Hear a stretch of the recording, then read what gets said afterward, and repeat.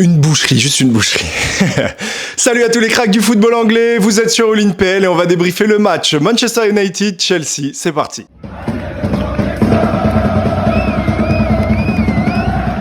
N'hésite pas à t'abonner, à liker, à commenter cette vidéo, ça m'aide énormément et ça me permettra de te donner encore plus de contenu sur la Première Ligue. On va tout de suite débriefer ce match.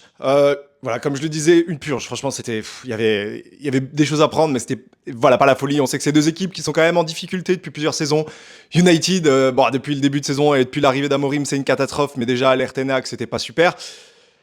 Que dire de ce match-là? Déjà, forcément, plombé par cette grossière faute de Sanchez dès le début du match, une catastrophe, une sortie totalement loupée. Seule belle action de Sesco, cette déviation de la tête pour Mbeumo. Sanchez qui hésite à sortir et qui finalement se décide à y aller, mais beaucoup trop tard. Mbeumo est déjà sur le ballon. Il est obligé, entre guillemets, même pas, mais il s'oblige lui-même à sortir le pied et il déquille Mbeumo. C'est un attentat. C'est une catastrophe de faire ça. Donc tout de suite, Chelsea réduit à 10. Et là débute le calvaire pour les fans de Chelsea. Maresca. Comment ce mec, avec des décisions pareilles, a pu gagner une Coupe du Monde des clubs? C'est un délire. Il fait deux changements. Alors le premier, logique, hein, il faut un gardien de but. Donc il fait rentrer Jorgensen à la place de Estevao, ça totalement logique. Mais par contre, pourquoi tu fais sortir Pedro Neto? Il y a pas de 1-0, c'est un coup franc pour United. Tu fais sortir Pedro Neto pour faire rentrer Tosin à Darabioyo. Je comprends pas l'idée défensive. Pourquoi rajouter un cinquième défenseur alors que tu as toujours ta charnière défensive qui est là, il y a juste le gardien à changer. Pedro Neto, il est toujours utile avec sa pointe de vitesse, il peut toujours beaucoup déborder. Pourquoi est-ce que tu sors Pedro Neto? C'est un joueur qui aurait pu être au top dans cette partie-là, mais bon, voilà, il le fait pas. Suite à ça, malgré l'augmentation de joueurs défensifs, Chelsea ne rentre toujours pas dans ce match-là, parce que United est vraiment à fond dès le début du match. On sent quand même qu'ils veulent vraiment amener leurs pattes dès ce début de match. Et but de Bruno Fernandes, à la limite du hors-jeu, sur un décalage. But. Franchement, moi je pensais qu'il y avait hors-jeu au moment où on voit les images, mais bon. Et Maresca pète un plomb. Il continue à faire un nombre de changements. Attendez, je les ai même pas tous. Il fait sortir, Palmer quand même. Il a l'obligation de faire sortir Palmer qui se blesse. Ischio, on a l'impression, poche de glace quand il sort des vestiaires. Il s'était déjà blessé à l'échauffement sur la deuxième journée de Première Ligue, je crois. Donc ça a l'air d'un petit peu l'embêter ces derniers temps. J'espère quand même ils vont prendre le temps de le laisser récupérer, parce qu'avec tout le banc à Chelsea, je ne comprends pas que tu puisses pas laisser Palmer un peu plus longtemps récupérer, se restaurer à l'infirmerie. Là, c'est vraiment une blessure bête, c'est une perte énorme pour Chelsea. Suite à ça, but de Casemiro qui quand même, malgré un début de saison tout simplement mauvais, réussit à mettre une magnifique tête et à crucifier Jorgensen, qui de toute façon, ce match-là n'a pas été la folie. Grossière erreur de Jorgensen d'ailleurs dessus, c'est une balle qui est dégagée par Reece James en cloche. Personne ne va vraiment sur le ballon, 3 joueurs qui se battent en duel en dessous et Jorgensen qui ne bouge pas. Et t'as un Harry Maguire qui arrive lancé, qui explose tout le monde. Vraiment, il arrive comme un bûcheron, qui met la tête sur la tête de Casemiro. Et but, voilà, c'est comme ça, c'est réglé. 2-0 pour United. On se dit à ce moment-là, bon, c'est fini pour Chelsea. À 10 contre 11, avec en attaque quasiment plus personne. T'as perdu Estevao, t'as perdu Pedro Neto, t'as perdu Cole Palmer. Tu te retrouves avec un Joao Pedro tout seul devant. Joao Pedro, il essaie. En plus, j'ai bien aimé son match parce que malgré le fait qu'il soit esselé, à chaque fois qu'il réussit à récupérer un ballon, il arrive à le conserver, il arrive à se retourner, il arrive à trouver des coéquipiers.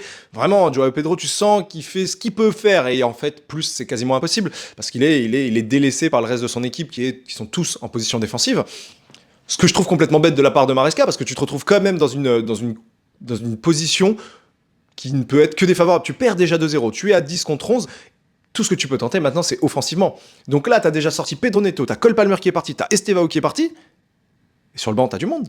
Gittens, Garnacho, surtout Garnacho. Garnacho à United, c'est le moment pour le faire rentrer. Mais non, tu fais rentrer Malo Gusto. Tu fais rentrer Tyrick George. Il est nul. Il a été nul sur ce match, c'était une catastrophe. Casemiro quand même aussi, ce champion, il a quand même réussi à marquer un but et dans la foulée se faire exclure sur une faute bête, mais bête. Le mec a réussi à se faire exclure alors que l'attaquant de Chelsea, il est tout seul. Il est solo. Il n'y a aucun danger, il y a juste un joueur excentré, mais sinon dans le cœur du jeu, il n'y a personne. Tout le monde est encore en défense, personne n'a eu le temps de se projeter vers l'avant. Donc Casemiro, comme d'habitude, moi je le trouve mauvais depuis qu'il a United, depuis qu'il a quitté le Real, il est mauvais. Voilà, donc ça a été encore une fois sa grosse réussite sur ce match-là. Après ça, on voit Chelsea quand même qui réussit à poser un peu le pied sur le jeu, mais les changements de Maresca ont été catastrophiques. En fait, ils n'ont rien apporté offensivement au jeu de son équipe. Voilà. Du côté d'Amorim, ça a été un petit peu en demi-teinte, on le sentait extrêmement stressé. Il a réussi quand même à sourire un petit peu dans ce match-là, ce qui est rare. Mais ouais, un enchaînement de catastrophes, quoi. Les entrées du United sont déjà un peu plus convaincantes. On fait sortir Sesko qui a fait un match dégueulasse, hein. À part sa déviation sur Mbeumo, il a rien apporté dans le jeu. On fait rentrer Ugarte qui fait plutôt une bonne rentrée. Il y a eu aussi l'entrée de Cunha et de Mount. Ça a été plutôt positif parce qu'ils étaient blessés lors de la dernière rencontre. Donc, qu'ils prennent du temps de jeu, c'est plutôt positif pour l'équipe. On va peut-être pouvoir retourner sur un plan de jeu équivalent à celui de la première et de la deuxième journée, qui était quand même beaucoup plus intéressant. Dans le jeu, en tout cas, United proposait énormément. Ce qui manquait encore une fois, c'était la finition.